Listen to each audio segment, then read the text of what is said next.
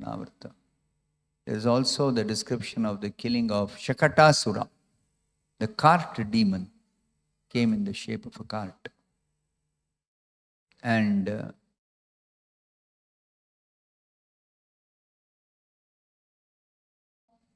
to Mother Yashoda in his mouth. So 3 pastimes are mentioned here. So the first part of this chapter is describing the pastime of killing the Shakatasura demon simply by a 3-month-old baby lying underneath a cart on a cradle, just lifted his leg and merely touched the cart, and the cart fell apart. A 3-month-old baby touching a cart, how can the cart fall apart? And it was having lot of utensils, heavy utensils, which is all brought for what is described here. Nanda Maharaj sumptuously fed all the Brahmanas with first-class grains and other food. So it is actually the celebration of Krishna completing 3 months when he began to turn on his side. Utthana, Utsava. This Vedic culture that there are so many occasions to celebrate. Srila Prabhupada told once his disciples that I can give you one festival for each day of the year, and you keep on performing them every year. Why? Because spiritual world, all the devotees in association of Krishna are simply celebrating so many festivals. Every day is a festival. Not every day. Nitya Mahotsava. This is the description of the spiritual world. Nitya means always. Utsava means festival. Mahotsava, a great, grand festival, is constantly going on in the spiritual world. Why? Because Krishna and his devotees have no work like we have in this material world. There's so many different duties, responsibilities. But Krishna and his devotees in the spiritual world, Krishna has given duty, responsibility to his Yogamaya. You take care of everything. I want to enjoy with my devotees. Anandamayo abhyasat. This is the description in the Vedanta Sutra. So filled with Ananda. And how this Ananda is experienced by Krishna and his devotees? Not by meditation, not by severe austerities, not by studying Vedic literature. No, simply by Krishna's pastimes. Krishna Leela. Therefore it's called Leela. Leela means some sporting activities performed for joy, Ananda. This is spiritual world. And Prabhupada actually has brought down that spiritual world into this dukkhalayam ashashvatam material world filled with so many complicated problems and miseries and responsibilities and duties and all kinds of complications. He's brought into this world. He's brought that spiritual world, Nitya Mahotsava world. And the description is there in the Bhagavatam. The description is there in the Vedic literature. Chaitanya Charitamrita. Chaitanya Mahaprabhu was always performing Sankirtan and distributing prasad. And sometimes there will be some festival in connection with worshipping the deity of Jagannath when he was in Jagannath Puri. So, like that, there is always celebration. That is spiritual world. And material world, if we get a break from our duties and responsibilities, we want to celebrate. It's understandable. But then, the celebrations can be disturbed by so many different things. Unforeseen calamities, dangers, obstacles. So here the description is given that after that Chakradasura was killed, of course the Brajavasis, they don't know Krishna is, not that they don't know, they are made to forget Krishna is the Supreme Personality of Godhead by Yogamaya. This is Yogamaya's work, to make all the Brajavasis forget Krishna is the Supreme Personality of Godhead. In the material world, there is another Maya working, Mahamaya. Mahamaya makes us all forget the same thing. Krishna is the Supreme Personality of Godhead. Maya's work is to make us forget Krishna is the Supreme Personality of Godhead. But here, forgetting Krishna is the very cause of our suffering, problems, dangers, difficulties, calamities. And in the spiritual world, forgetting Krishna as Supreme Personality of Godhead, influenced by Yogamaya, has got a different effect. The result of that is the devotees of Krishna are always engaged in trying to please Krishna. And Krishna is always busy how to please his devotees in reciprocation. So the result of forgetting Krishna as Supreme Personality of Godhead in Krishna Loka is that everyone is enjoying, including Yogamaya. See, Yogamaya has got big responsibility. She has to provide for everything that Krishna wants and his devotees want for their enjoyment. But at the same time, she is empowered by Krishna. So, she provides and she also joins in the enjoyment. She also joins the enjoyment. Not that she's sitting, oh, I've got so many things to do, I can't participate. That's the condition in the material world, no? So, we should carefully understand the difference between the material world and the spiritual world. And it is possible to understand and develop the faith that is some place called spiritual world, which we don't have experience. No, we cannot say we don't have experience. Prabhupada has brought the spiritual world. Krishna brought the spiritual world when he appeared. Prabhupada brought the spiritual world when he appeared.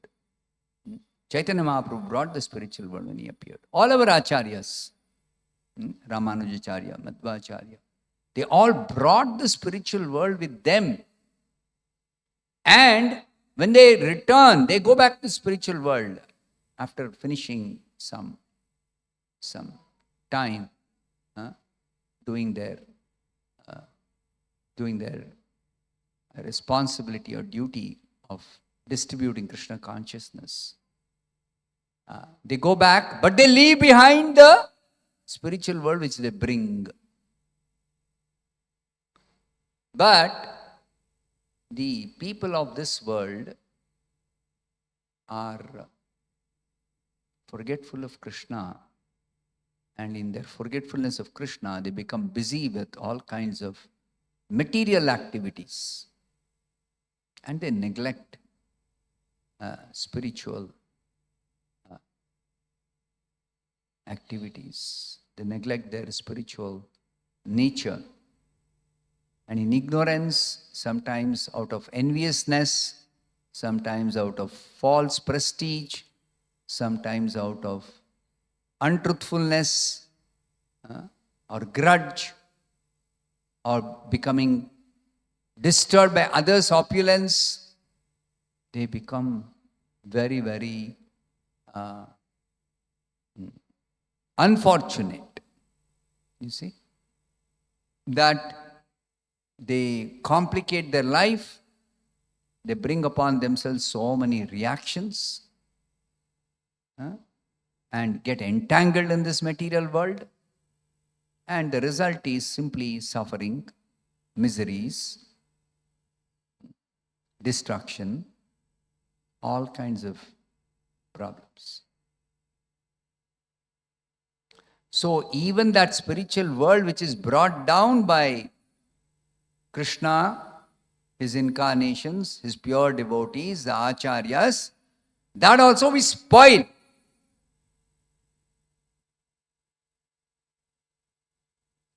Like,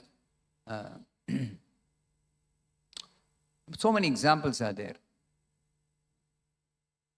So many wonderful temples were built, especially in Dwapar Yuga and even in the beginning of Kali Yuga, even about, say, 1,000 years back. So many beautiful temples. But some envious people, they want to destroy the temples. They want to unnecessarily harm the devotees. And that's the nature of the material world, no? Dvau bhuta sargau lokesmin daiva asura evacha. Krishna has explained all this in the Bhagavad Gita.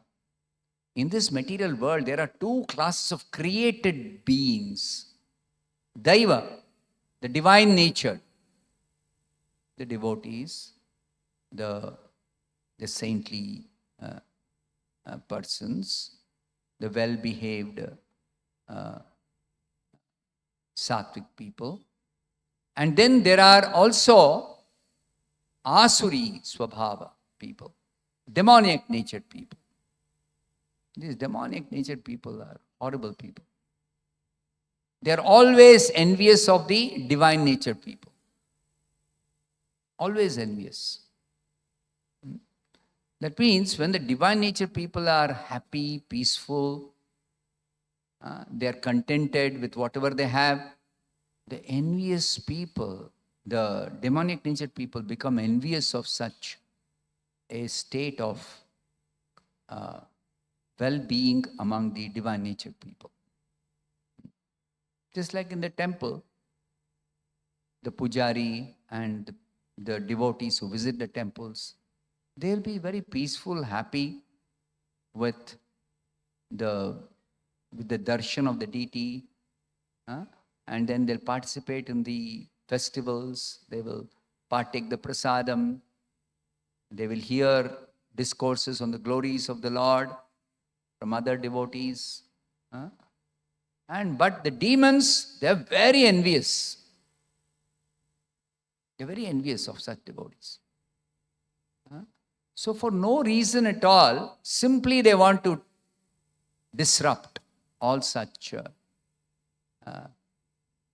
happenings.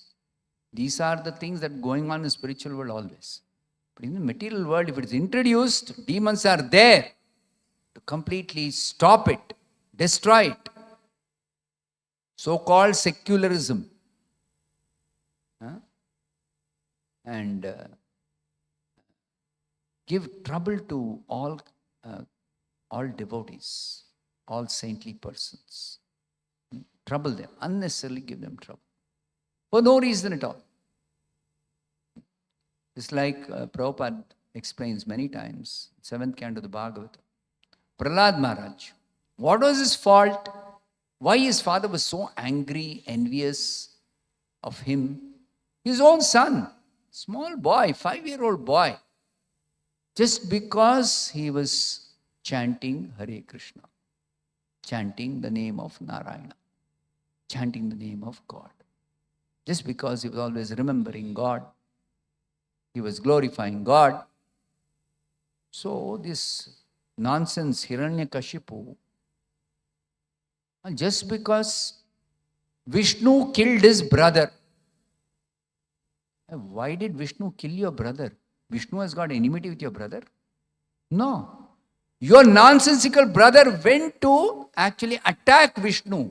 When Vishnu came to rescue the earth, which your nonsensical brother had actually hidden in the Garbhodaka ocean.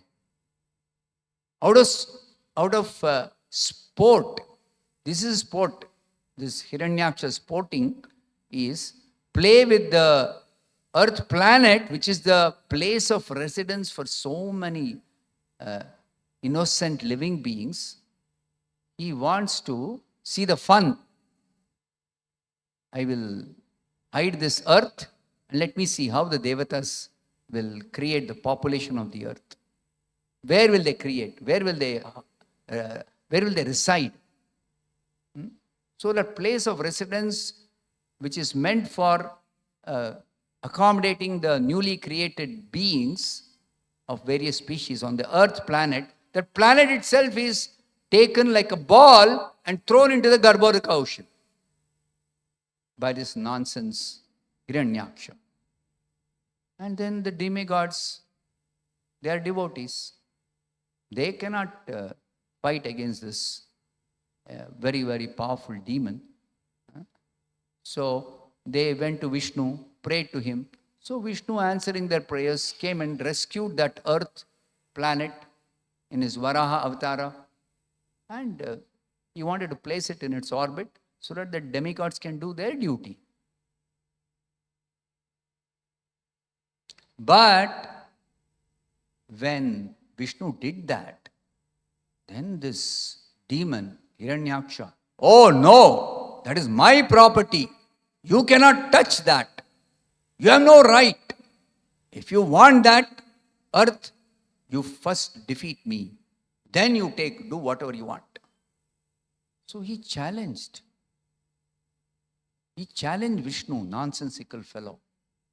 And then you challenge Vishnu then. Okay, fight. And what happened? Obviously, Vishnu is supremely powerful. So however powerful this Hiranyaksha may be, he was killed. Because he challenged. And then Hiranyakashipu becomes angry against Vishnu. And says, Vishnu is my enemy. He killed my brother. So stop all this Vishnu worship, Vishnu sacrifice. Sacrifice offered for Vishnu by all these Brahmanas, cow protection, everything you stop. Set fire to all the houses of the Brahmanas and devotees. Destroy temples. This is Hiranyakashipu's work. So, this is always there in the material world, two classes of created beings. And always the devotees, they don't have any envy against anybody. They're non-envious. Like the Brahmanas whom Nanda Maharaj invited, it's described here. They are free from envy, untruthfulness, unnecessary pride, grudges, disturbance by the opulence of others. They're free from all these qualities, which typically belong to those of the demoniac nature. These are asuri swabhava.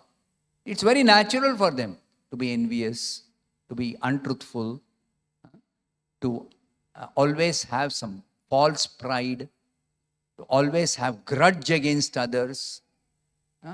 These qualities are very natural for the demoniac nature people, demons. And the Brahmanas, and what kind of Brahmanas? Qualified Brahmanas. Actually, they are Vaishnavas, they are devotees. Qualified Brahmanas are Vaishnavas. It's only the unqualified Brahmanas who may pose as Brahmanas, especially in Kali Yuga, who are not qualified, but just because they have got some external symbols that typically, as described in 12th canto, quoted by Prabhupada. What is that?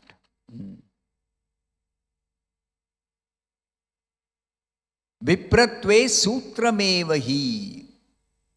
One can call himself a Brahmana simply by wearing one thread, sacred thread or Brahman thread. Simply by wearing that, he can call himself as a Brahmana. No need for checking any qualifications, you see.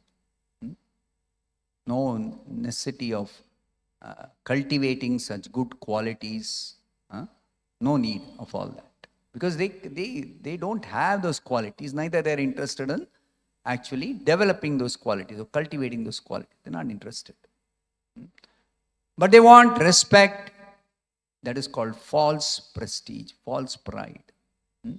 So such demoniac natured people, actually, even though they may externally appear like Brahmanas, they are actually not real Brahmanas.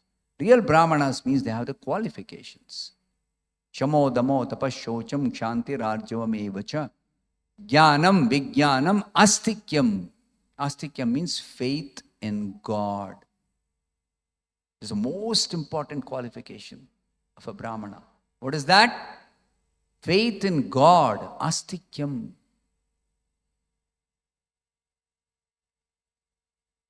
So, Nanda Maharaj invited such Brahmanas, qualified Brahmanas, and he engaged them in chanting the hymns of the Samaveda, Rig Veda, Yajur Veda to perform one Abhishek for Krishna, bathing the child in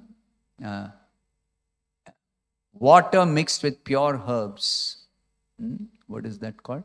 Pavitra aushadibhihi jalaihi abhishitya. We also do abhishek for the deities of Krishna, Balaram. So we also mix some nice herbs, exactly as it is recommended in the scriptures. Same thing. So, by this, what happens? Krishna becomes very happy. Krishna becomes very pleased. Now, Prabhupada explains in purport, not only Krishna is pleased by that, but everyone becomes happy by this act of bathing Krishna in water mixed with pure herbs, performing Abhisheka for Krishna. Everyone becomes happy. Why? Because we are all part and parcel of Krishna. Mamaivamsho jiva loke jiva bhuta sanatana. All of us are part of Krishna. Amsha. Just like if you water the root of the tree, then all the parts of the tree, all the amshas of the tree are automatically nourished by that water. Similarly, if Krishna becomes happy, all his amshas will become happy. If Krishna is fed nicely, everyone becomes satisfied. Everyone's hunger is mitigated. Somebody may say, every day you are offering so much nice prasadam, nice food to Krishna. Every day you are nicely offering. Why so many people are still suffering for want of food? If Krishna's hunger is mitigated, then everybody should also be satisfied and happy. Why there are so many people? What is the answer? They are also amshas of Krishna, no? Mamaivamsho jiva loke jiva bhuta sanatana. All living beings are my part and parcel, eternally, sanatani. Not sometime, not only devotees, everyone. So why their hunger is not satisfied when we feed Krishna here? Why? What's the answer? It is just like Prabhupada explains, when you water the roots of a tree, all the parts of the tree are nourished automatically. Why? Because they are connected to the tree. But what about a branch that is disconnected from the tree? A branch has fallen off from the tree. Dead wood. Right? It is lying there. How much ever water you pour to the roots of the tree, that part of the tree which was a part, which is separated, will not be nourished by that water of the tree. only the parts connected to the tree. Similarly, of course, we cannot become disconnected from Krishna, but if we try to disconnect ourselves from Krishna by forgetting him, neglecting his worship, not performing any devotional service, not living our life in a relationship with him, leading a materialistic life, not spiritual life, then we cannot experience happiness when Krishna becomes happy. We cannot experience happiness. We cannot experience mitigation of our hunger when Krishna is fed. Exactly like the dead branch cannot be nourished with the water supplied to the root of a tree, of which it was a part. When it was a part attached to the tree, it was nourished. But when it is separated, it cannot be nourished. Similarly, if we separate, of course, we cannot separate ourselves from Krishna. We are eternally his part. But if we, in our consciousness, if we become disconnected from Krishna, we give up our Krishna consciousness and become materially conscious, then we have to suffer. We have to suffer.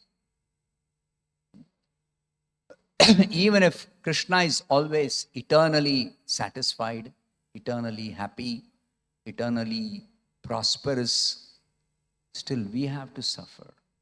We cannot be prosperous, happy, just by Krishna being happy and prosperous. No. Therefore, it's an absolute necessity for all such disconnected materialistic people to become Krishna conscious. Simply by chanting Hare Krishna, Krishna Krishna, Hare Hare, Hare Rama, Rama, Hare Hare. Everyone can become happy because they get reconnected in their consciousness with Krishna. Their forgetfulness of Krishna is removed. They are reminded of Krishna. And then they become devotees. And then devotees means they are always happy. Because Krishna is always happy. We'll stop here. Grantharaj Srimad Bhagavatam ki jai. The Prabhupada ki jai.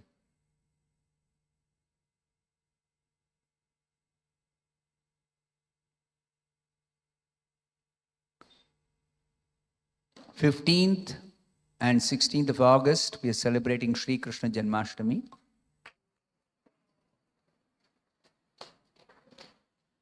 So I don't have a detailed program here, but you can see on the notice board.